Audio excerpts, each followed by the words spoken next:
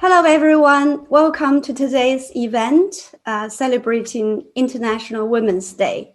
My name is Ting Zhang, and I'm your host today.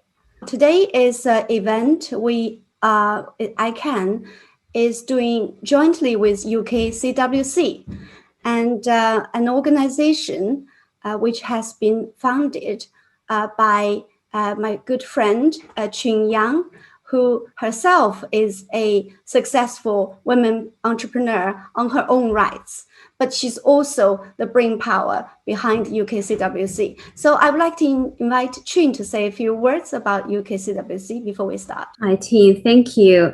Thank you for organizing this event. Actually, Ting is also the brain power behind the UKCWC. With a few good friends, we launched that last year.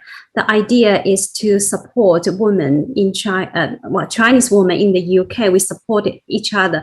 Actually, I see many of our members in this call. So fantastic to have you all here, and thank you for Ting to organize this. Today is a very special day. It's Women's Day, so we are celebrating a day designated to us. And today, actually, I shared my thoughts within the group. How do we manage our time, like asset allocation? How we should think as a woman, we have our family. Just now, you probably heard the noise. My son just ran into the room. He forgot something at the school, so he just ran in. And so you have a family to manage. You have your career to manage. How you can do the best. And I think UKCWC is here to support everybody. We offer shoulder to cry, to share the stories, to inspire each other. So if you would like to join us, let me know. And I hope all the sisters will tell good stories about UKCWC. So I just have a brief introduction because we have a fantastic panel of speakers. So I leave the rest of the time to them. Thank you. Thanks, Qing. That's a very good timing to talk about this topic today. In fact, around the world, women are still being underrepresented in senior roles, whether it's corporate or politics. And the COVID-19 is set to make that worse because women are more impacted by working from home due to childcare and domestic duties. And even just now, one of our speakers got a call from school. So typically the school would call mother first. So we typically have more, duties on that. And this topic of whether you can have motherhood and a career at the same time has also been well researched and debated. And recently, there are leading academics from Harvard spoke on it. But also here on British media, we hear a lot of the debate and discussion in the context of diversity, inclusivity, and gender equality. But we women are naturally resilient, and we're very good at multitasking, unlike the other gender. We learn from our mothers who managed to bring us and our siblings up while also working. But has society moved on now to make it easier for us to have it all? So that's the big question for today. And for those of you, particularly young mothers and young women who are still struggling to decide when is the best time to have children, whether I can have both achieving in my work and also time for growing family. So the speakers will give you the answer, which is yes. And so we would like to today, at the end of the day, that everyone can finish today with confidence that you can do it too, because they have done it. We have done it. So the first part, without further ado, I would like to start the first part, which is about high-flying career in the corporate world. So I would like to invite and also to introduce the first three speakers of today. So Cindy, who is a global head of liquidity solutions at HSBC. So she has, in all her career, has been a very successful career banker. But she was born in Taiwan and educated in the US and Cambridge. And she brought her many years of international experience, worked in banks, and also she has a track record in leadership, revenue generation, and business development. And most important of all, Cindy is a mother of 3 as well. And then we have Lin Yue, who's executive director in asset management in Goldman Sachs. So Lin has been honored with on many occasions for her thought leadership and speeches on China, diversity, inclusion, and decoding cultural differences. She has also won many awards throughout her career. But outside work, she's the president of Rising Network in London and also committee member of UK CWC as well. And then finally, we have Dr. Xiangyu Shen. So she's the director of at GL Hen, which is a major multidisciplinary consulting firm in the UK. So she's herself a leading expert of 25 experience in environment science, particularly on climate change and sustainability. She's also very well qualified with chartered engineer and been part of the Royal Society. And she's also co-founder of a number of other voluntary roles and a very well-known writer. And of course, Lin and Xiangyu are both mothers as well. And I have to say that Lin has also got a baby who's less than 2 weeks old. So without further ado, I would like to start our first speaker, Cindy. Hi, Teen. Hi, everyone. Thank you very much for having me at the event. And it's great to see so many people turning up. So looking forward to the event. So, Cindy, I've known you since 1997 at Judge Business School when we did an MBA together. And I have, since then watched you progress your career from, Citibank to JP Morgan, to Bank of America, Merrill Lynch, and then HSBC. But I was wondering that time because, well, after you had your children, you could easily have a secure and a nice work just in city. And why did you decide to, move on? So how did being a mother of 3 influence your choice of employers in your last 4 jobs? And each time you assumed more responsibility from regional head, for example, to global head. Thank you, T. A great question. I think it's not something I constantly think about, and it's not by design for sure. And one or the other, sometimes my decision, sometimes it's my behavior, and sometimes it's just by chance and luck as well. Also, the people that I know, the network that I built throughout the years that can help, with me, help me with my career movement from one to the next. And I think probably one thing that is really critical in all this is the corporate culture of the company that I work for. And corporate culture is something I did not think much about before I had children. And this is probably 15 years ago now, as my eldest is now 15. I was focusing more on the company I was joining in terms of their ambition, their achievements, and also the job itself, whether or not it's something that I would enjoy doing. I had all my 3 children when I was working for Citi. And during the 3 pregnancies, I was off on maternity leave for about probably 2.5 years. And my career came to a standstill, came to a halt at the time. When I returned from my last maternity leave, my team was restructured and I had a role that was newly created. So when I was figuring out how to manage and take on this new responsibility, I was also contemplating on where to take my career next. So at the time, I had been working for Citi for about 10 years and probably over 10 years. And I had assumed both sales and product roles in a variety of businesses, from asset financing to cash management to issuer services, which was part of the fixed income market origination business.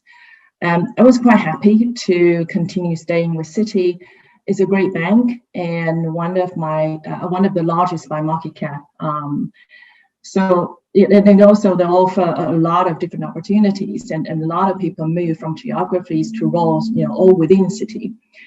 And actually by chance, I came across a product manager role at JP Morgan, and it was to manage the short-term investment portfolio.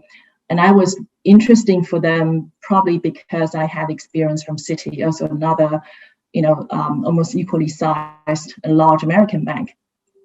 And I was offered the role after just probably 2-3 weeks after 2 interviews, which was quite unusual because the hiring process in banks normally takes months. And I was very flattered and overwhelmed by the opportunity. I accepted the offer based on the brand and the role, and I was, thinking, gosh, it's JP Morgan, how lucky, I was. And I was there for 4 years, but it was actually quite apparent during the first year that my management had a very different, idea in terms of how things should operate compared to mine. But I stayed on because the job itself was hugely, hugely interesting. And I learned so much. I feel that personally, I was growing a lot, growing so much, both in terms of my technical skills and my knowledge, and also my mental strength as well, and resilience. But at the same time, I did not have the balance between work and personal life. And I didn't have much time to really be with the children. So even though physically I was there, so during weekends, but my mind was certainly at work, and I wasn't happy. It was obvious to my family, and I knew I needed a change. So then I started talking to people that I knew in the industry, and a senior guy I used to work with, who was at Bank of America Merrill Lynch, reached out to me and asked if I would be interested in joining his team. I did a lot of due diligence beforehand, since I knew the role I was taking on, and I was reasonably comfortable with the mandate. I knew what it was about. It has a lot to do with my current experience at the time. So I was reasonably comfortable. So my due diligence was really mainly on the corporate culture, the team I was joining, the management, etc. And given I knew the guy who was hiring me, and he was very honest with me from the start in terms of both challenges and opportunities of the role. I was quite confident that I knew what I was going into, and I would not be blindsided when I joined the team. It did turn out that way. Everything I knew what happened, and it was pretty much as expected. And I really enjoyed my time at BAML. Thoroughly enjoyed it. Enjoyed working with the team. Enjoyed working with business. Even though the business and the team was smaller, but it didn't really matter that much to me. And in all that, the small size of the business and team make all the decision making much faster and easier. And I really, really liked that.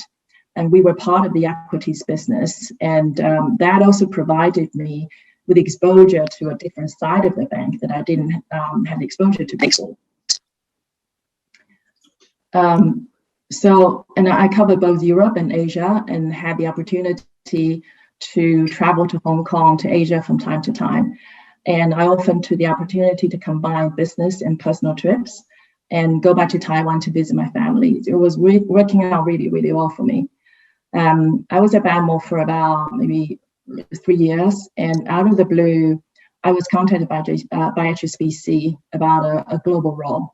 I was very tempted. But I felt that my time with BAML was still short, and I would like to work there for a few more years to get to know the business more, get to know the bank more. Again, it's another really large bank, and there's so many opportunities to explore. So I turned down the offer initially, but I was really impressed by, I would say, the honesty and the sincerity of the guy who was hiring me, and he was very down to earth.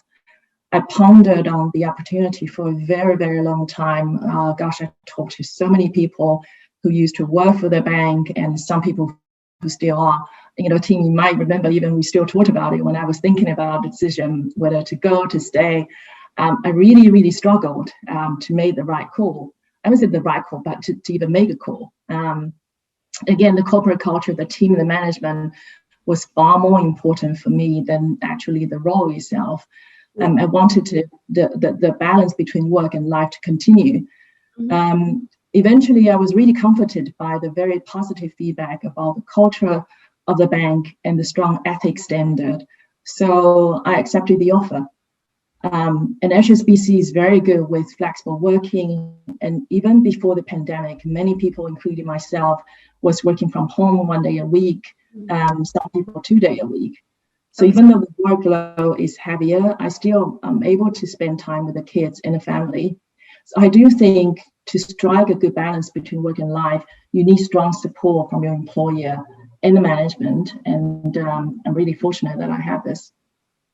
Great. Thanks, Cindy. Now, I would like to invite Lynn to speak next. Hi, everyone.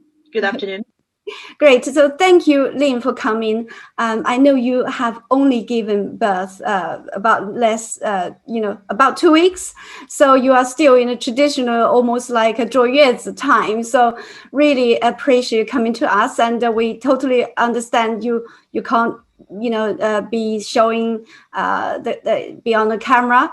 And I just want to say you're part of the inspiration for me and Scarlett to extend today's event from originally it was supposed to be women in finance and for you and Cindy to be speaker. Then we thought because of International Women's Day, but also because that you are such a brave in that you embrace the motherhood right after the baby's birth, and then to carry on with your roles like this to share your experience.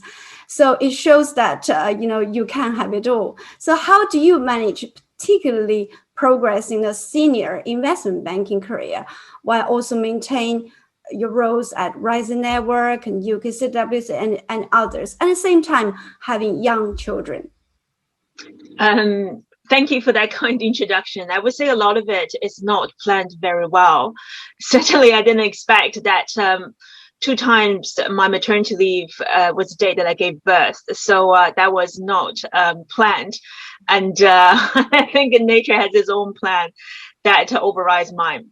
But I'm very delighted to be here to share some perspectives, and I think that there are probably 3 things I wanted to touch on in terms of this topic. And I say those 3 things with a lot of hindsight. None of them I had planned or strategized before, but looking back, that's kind of like the things that I've learned that I wanted to share with people. I think the first piece is really about parenting, and I don't see that as a trade-off. And secondly, with a lot of the kind of work that I do outside of Goldman Sachs, I want to emphasize why I do it and then importance of finding a sense of purpose. And the third point is, how do I bring them together in terms of achieving some sort of efficiency and scale to execute those things. But the first thing, I think when it comes to parenting, a lot of people will, when they started out on this journey, they will think, oh no, I'm going to have to do all of this at once. And then we put this balance here. And then that comes down to a very zero-sum mindset. So if we want to be better at work, then we have to be worse as a parent, or even worse, we have to give up something that is important in my life, like the community work, or I have to sleep less. So when you think it's like a win-lose mindset, somebody is going to lose. But I think from my own experience, having my son was really the most empowering experience I've had in my whole life. I guess I just didn't know I could do so many things before. Most of the stuff I do is related to work. So, changing a nappy was a very refreshing experience to me, looking after another individual. So I think, that opened up a lot of new possibilities. And I look at being a parent almost as a source of power. And then looking back, I think being a parent can really enhance your abilities at work. It's not the other way around. So for example, like many new parents, I read many books about parenting. And after, reading my 10th book, I just came to realize something.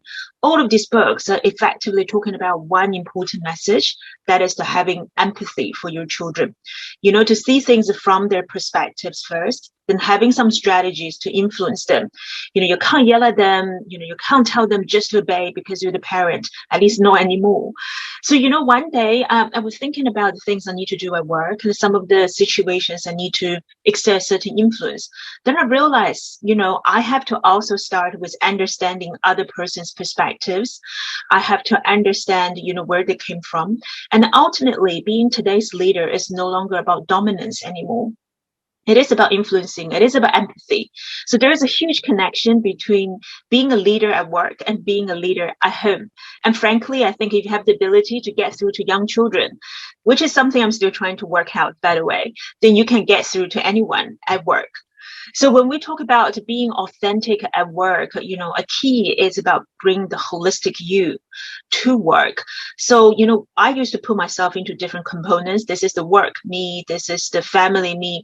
But actually, the underlying values, the skills you bring are very consistent across the board.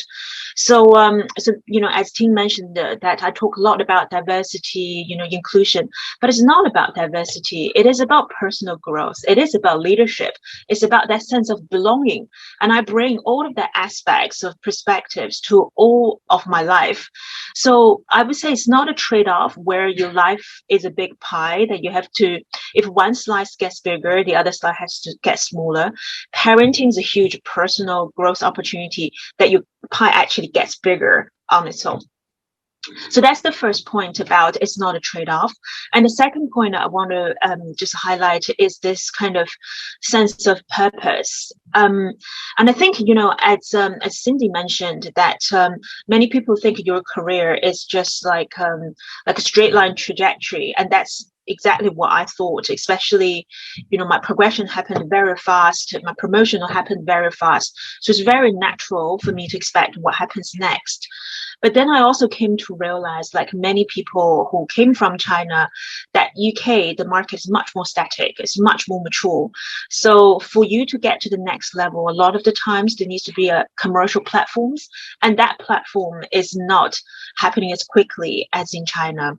And if I look around, I am a senior position already. For me to get to the next senior position, there are a lot of people who are 10 years older than me who are still waiting. So in a way, also, coupled with the fact that I took a year maternity leave, and my mom has been very unwell, so I almost took another year to look after her in China, and now I'm taking another maternity leave. So it would be unrealistic to think that there's no momentum lost in this process. So that makes me to think, if I'm not going this way, what can I do in terms of expanding my role horizontally? What are the things I'm naturally drawn to? What I hadn't realized at the time when I started giving out speeches or being involved in networks is I was looking for that sense of purpose. But looking back, that was exactly that. I wanted to add one thing though, because Cindy mentioned about the importance of organizations. I think that's very important. But at the same time, I really think it's important we all recognize that today's organizations, the corporates, they are not set up with women in mind. The prototype, of those organizations, if you think about it, it's typically like middle-class white men. And then that's really important because, that is somebody who is willing to engage in this kind of dominant, assertive, aggressive, competitive behaviors to get ahead. And women almost sometimes feel like they have to conform to that. And also, more importantly, this prototype is someone who does not have any dependent care responsibilities. So we set up the organizations without women in mind. And I think it's important that we recognize that we don't just lean in. We don't just internalize the problem that we can't get ahead. There's something wrong with us. Instead, we need to change the system. And then that is the sense of purpose that I have, is what drove me to be involved in so many of these activities. But in turn, I think it really helped me enormously at work. Because, much of the content that I've created was because I felt very misrepresented. I felt things need to change. And, but what I realized was sharing that perspective actually proved to add a huge amount of value for our business. So, for example, the work I've done on diversity, which some of you might have heard, originally it came from a team session that I hosted. It was very small, just my team, but that really opened up the possibility for me to see the challenges people feel and face at business. So how I can bridge that gap. So that session was further developed, and now it's a huge differentiator when we speak to the clients. I find diversity very relevant. So I think, the second point is the sense of purpose. And the last piece I want to mention is really about the efficiency, where is, again, to break down all the barriers that, you create this kind of category based on your energy level, based on how easy it is to get into your flow state. And that's how you can kind of craft your day and then be very efficient in terms of going into your work, your community work, and your family life. So I'll wrap up here and then, see if there are any questions. Thanks, Lynn. That's very helpful to have that three key points coming across. It's good to see you looking so well and refreshed, Lynn. Very much so. So the next one speaker is Dr. Xiangyu Shen. So Xiangyu, so Xiangyu, thank you very much today also for coming to join us to share today. I know you have been unwell recently, so special thank you. And I've always been impressed by you able to manage a professional career and also a very busy household. And you've written about, how you manage your 4 children and a family on your Chinese journal. But today we have international audience. So how do you manage raising up 4 children and achieving so much in your specialist environment field and keeping also a Chinese literature journey successfully going for 20 years as its founder and chief editor? You write all the time. So how did you do it? Where did you get the time? Thank you, Ting. I'm delighted to be here and to share some experience with my friends and the amazing women leaders here. Congratulations to Lynn as well. I certainly remembered the joy holding my newborn. That was the most wonderful experience of my life, despite I had that 4 times. It's a very difficult question to answer, Lynn. You gave me a huge challenge because when you ask me how could I do it, sometimes I would say, I don't know, because there are lots of flashbacks of things happening. So perhaps I will touch on a few thoughts of my journey and my experience. Hopefully that gives some insights where we are and who we are here. So very often when people are looking at the question being asked to women is like high-flying career and can you have it all? How you balance your life and work?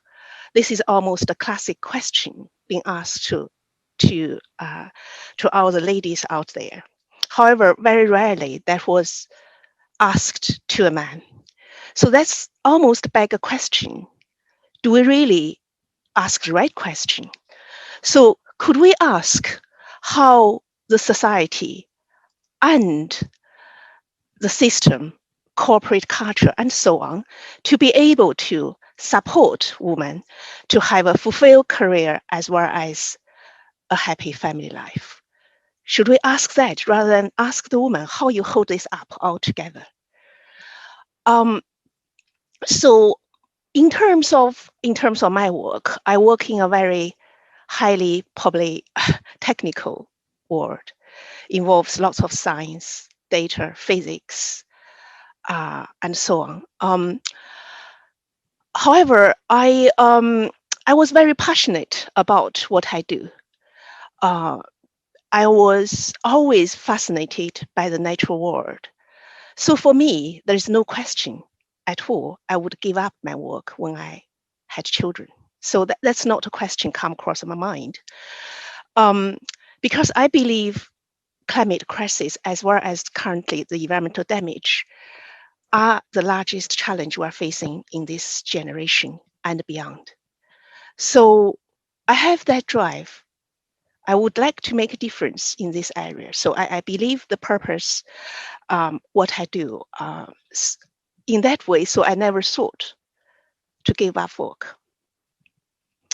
And being a director in this area and in my specialist field, such as climate change, sustainability, pollution, and so on, it's really require you have a holistic thinking mindset, because you can't solve anything by a single solution. That's not the way to do it. While we're looking at this world, you can see many jigsaws putting together. So after many years of in this area, I become a leader, probably a director in the work I do. I now reflect more on the leadership, particularly women leadership. I think perhaps 15 years ago, I almost in a similar position. I probably more thinking of in terms how to have a vision, how we drive forward, how we grow the business. But now, when I reflected back, I felt the leadership, most importantly, is the duty of care to the team, to the people around you. That's the first thing. The second thing is the vision, is the business growth, is the anything else come with it. For example, if I'm sitting here, I'll look quite well, nobody would know. Just example, it may not be just on me. When you turned up in the meeting, you look perfectly fine, but nobody knows. Maybe you have agonizing pain on your back, which you don't tell anyone, because you just put that brave face when you went to that boardroom. Sometimes, not always. So I feel a leadership or being a leader in the area requires first and foremost the duty of care first. Then it's the other business credentials, such as dedication, competence, integrity, and intelligence to be able to be on top of everything. This sounds like a prime minister speaking now, so I'm not going to elaborate that any further. I think very importantly, you need really have the support around you, either at work or at home, in order to deliver. So your team are most important to you all, and also your other senior colleagues around you. That's the most important asset. I also believe leadership is actually to inspiring, to provide some inspiring environment, as well as some solid foundations for people to grow. It's not about managing people. So managing people is another different topic. I think it's very different from leadership. At the same time, I would say we have to think of the way of allow failures. That's quite rarely being talked about. We're always thinking we have to do everything we can. We're managing time perfectly. You have all sorts of skills and tools to help you to schedule your day, then you will be successful. However, the world doesn't work like that. So despite sometimes you did all you can, you may not. That's just the truth. So failing, we should take it as a norm, as a part of life. Failing forward is important. We're not failing backwards. We learn from our lesson. We're failing forward. So that's probably about something about work and leadership. So in terms of family and parenting, I think that's a huge, big topic to touch upon. I love all my children, but I love more when they all go to school. And today's the perfect time they're going to school. That's today, the liberation day of they finally go back to school. And I just a moment ago, I got a call to say, can you pick up your daughter or something? I said, that's the wrong name. That's not me. I nearly had a heart attack moment. But anyway, so I once wrote an article called Sixth Dimension of Life. Because in my family, two of us as parents, and we have 4 children.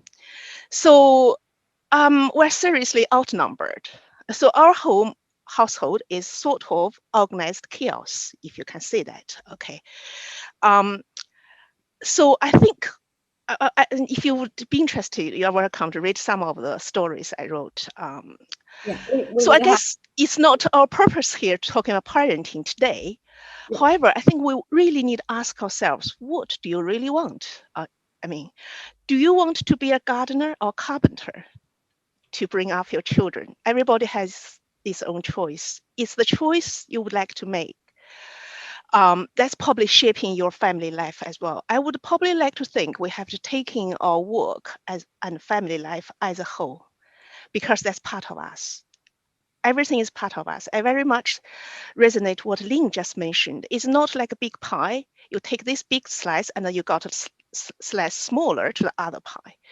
So we have this constant sort of reflections and also bounce backs from children to feed us ideas of how we do carry on the maintain a happy and healthy family life. I was recently in a leadership course, sort of course.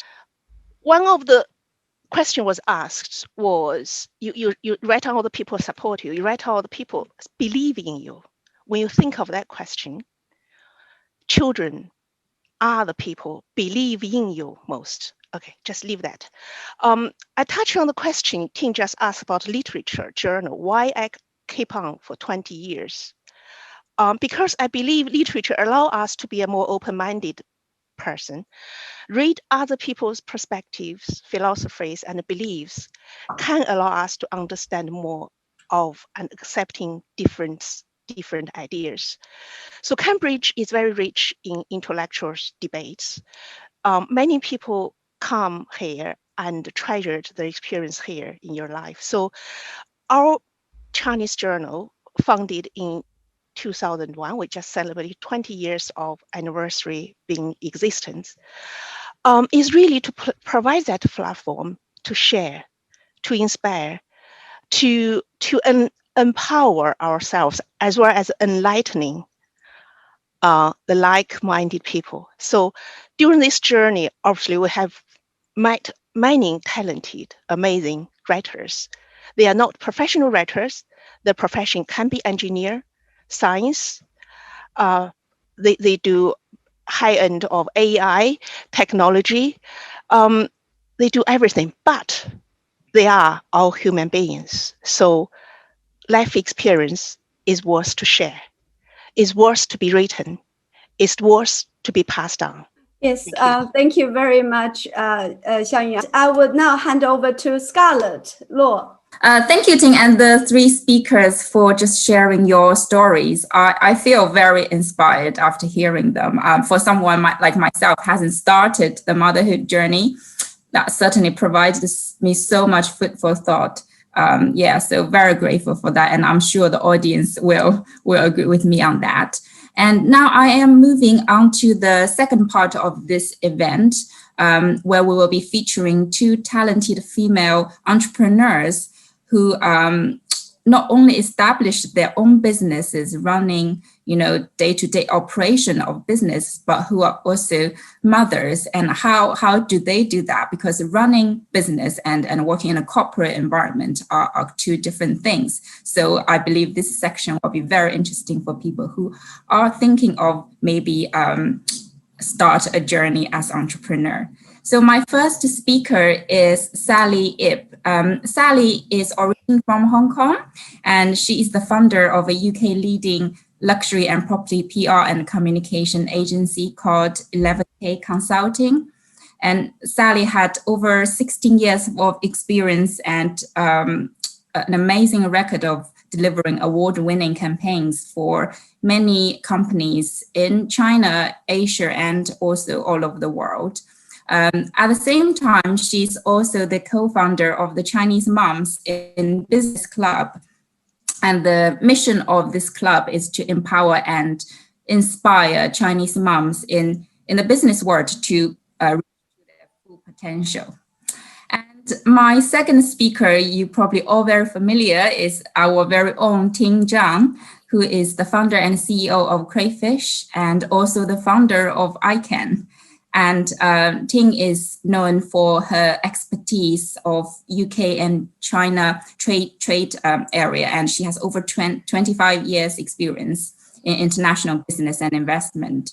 And she launched Crayfish back in 2017, the go-to digital platform for cross-border trade between China and UK and beyond.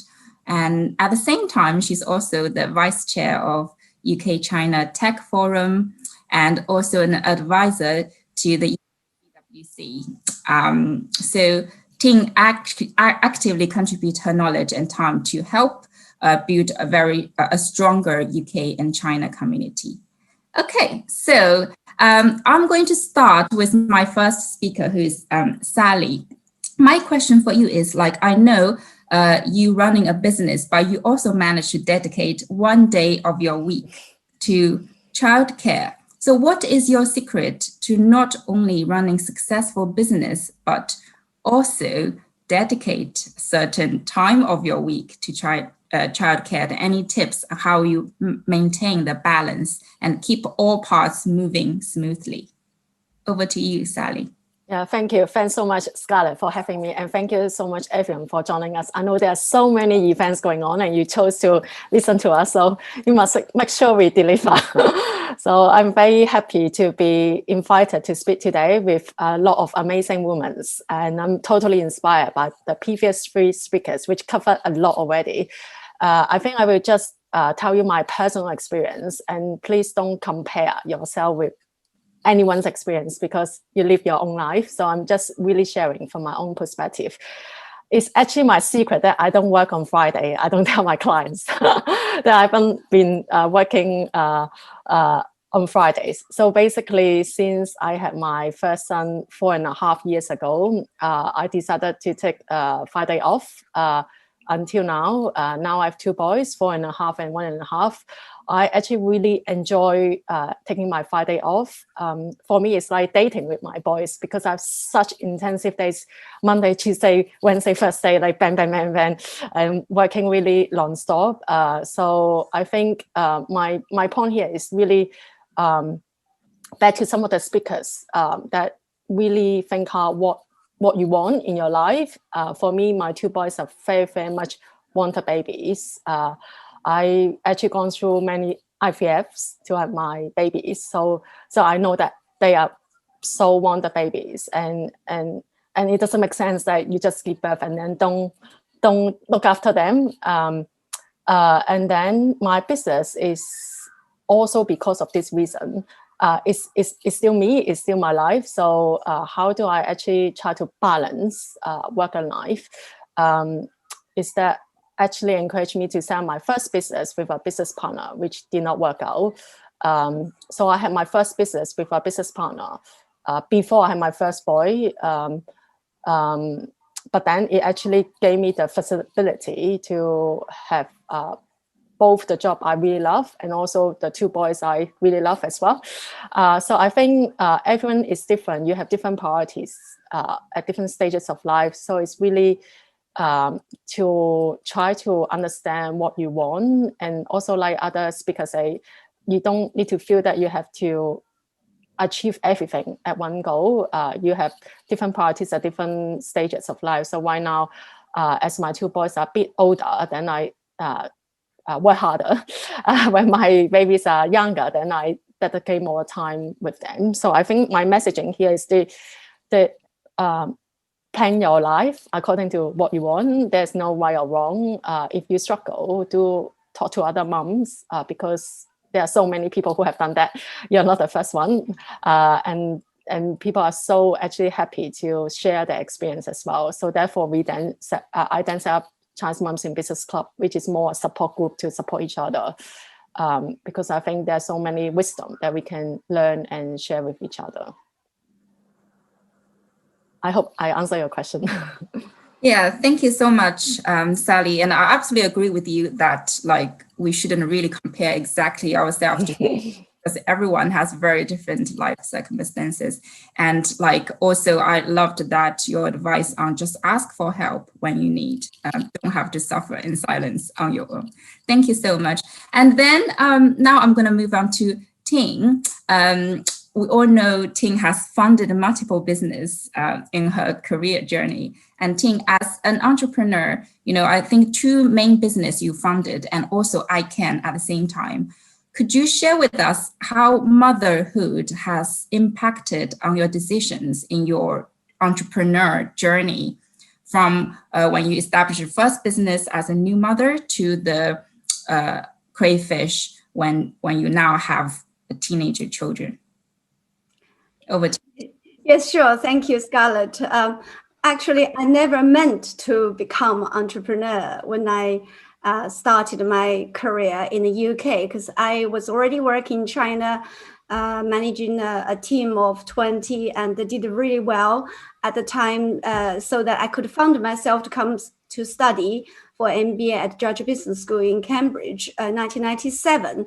And I wanted to become a banker, because at the time when I was working in China, I was dealing with banks all the time, and I saw how inefficient and incompetent most of the people I dealt with at the banks. And I was on the other end of the banking. I was working in international business and import and export and joint venture.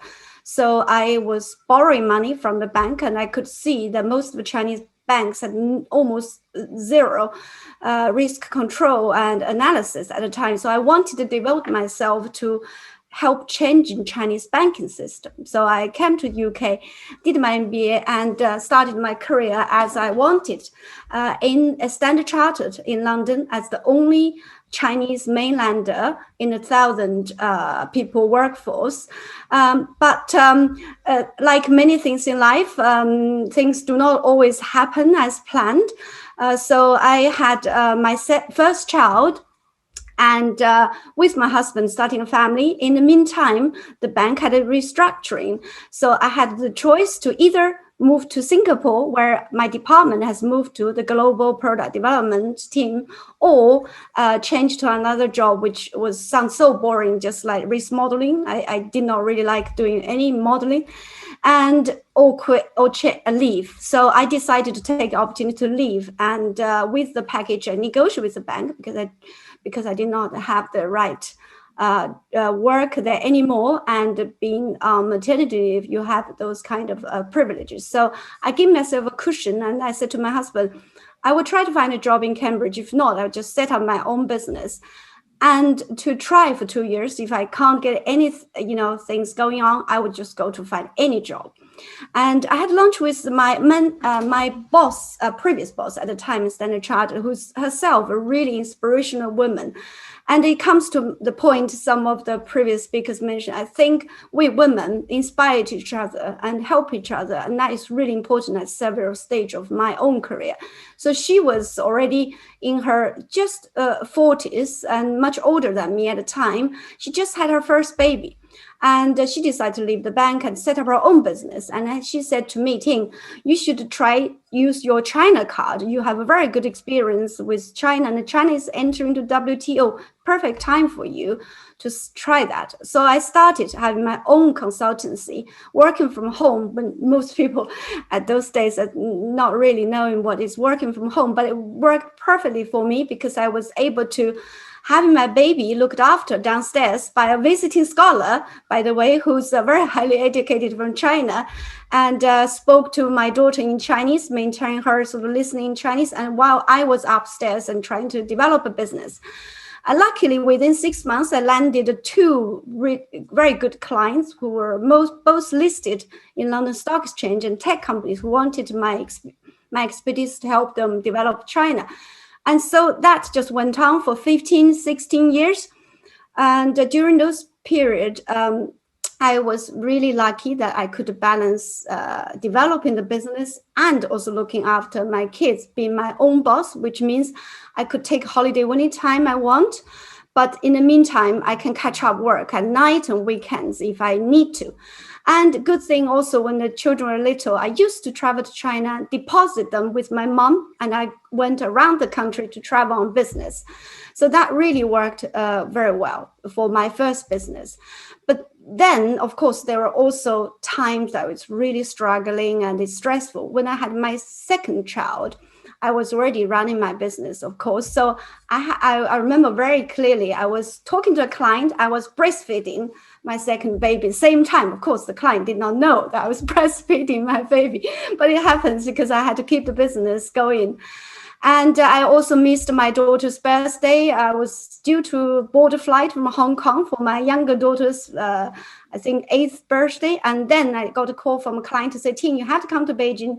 We have a multi-million-dollar deal on the table. We can't do it without you. So I changed my flight. I called my daughter to say, I'm sorry, I have to miss your birthday. I'll come home with a big present. So she was okay with it.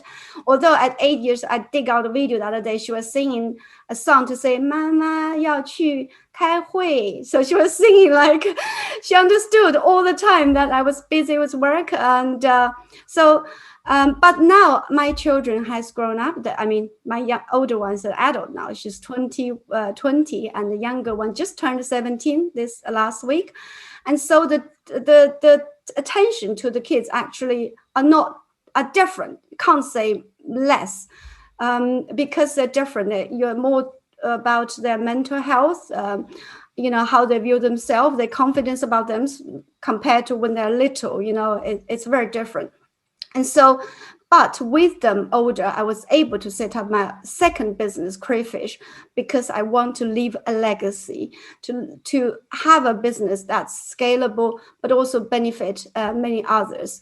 Mainly from my years of experience in consulting, I could see there's many smaller business wants help from Chinese speakers, and there's many Chinese professionals who really have a lot to offer, but there wasn't the matching mechanism to help that. That is the whole starting point of Crayfish. Wanted to end just to say it's really important for us women, in order to get everything we want to do done, or nearly everything, we need to have a really good support network from friends. For example, with Crayfish, I benefit a lot from the support from my girlfriends, but also my clients who help to fund the business, but also help the strategizing, advice with business. And I also thank a lot with help from my husband, who has always been there to support me. And now even my older daughter helps with Crayfish's video. So it's all good that if you can get everyone to buy in and help you. Thank you so much, Ting. That's like the network and support. Like it's so important. That's the purpose of this network we're having here. So thank you for sharing all those points. I hope you all had a very good discussion in the breakout rooms. Cindy, Shen, Ling, Xiangyu, would you like to summarize what happened in your rooms? And Laura, would you like to say something about your rooms? And Sally, perhaps you could summarize our rooms. Yeah, I'm happy to kick off for our room. There's some great questions asked about changing career. If you don't have the prior relevant industry experience, how do you get into a new industry? We also have a great question at the end about the climate change and basically how we can collectively make the world a better place to live. And so Xiaoyan was just sharing her some of her views and the papers that she's written. So I think there was also the first question about starting a new family and what are the things to look out for, what's the right timing, all really relevant questions and great questions as well. Great. That's really good that you have all that. Laura, do you have anything to summarize on your room? Yes, indeed. We have a lovely meeting with quite a few people, and then we all have a good introduction, and then realize I think we have representative of the nation, except Northern Ireland. So we've got people from, of course, plenty of from UK, but from England, but also from Scotland, from Wales even. So that's interesting. And we share our experiences. We think that, one thing that I would like to point out was there is no right answer for the roles, and accept it if you have some regrets or, in terms of family life, in terms of bringing up children. Oh, I wish I had spent more time with them. I wish I didn't shout at them. It doesn't matter, because that is the process. And I think in the end, motherhood is unique to your children, to your family, and that's what I sort of thinking that perhaps that's something to add to that as well.